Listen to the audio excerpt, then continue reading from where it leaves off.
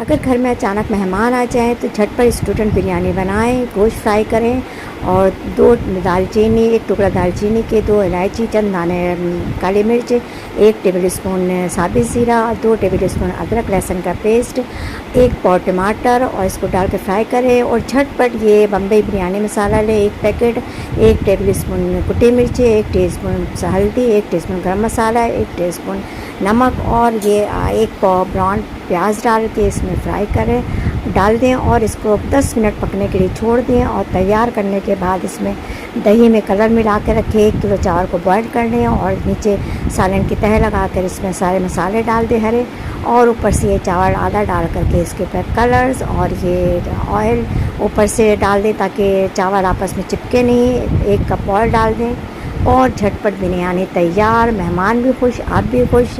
झटपट बिरयानी। तो मेरी बिरयानी आप लोगों को कैसी लगी बताइएगा ज़रूर।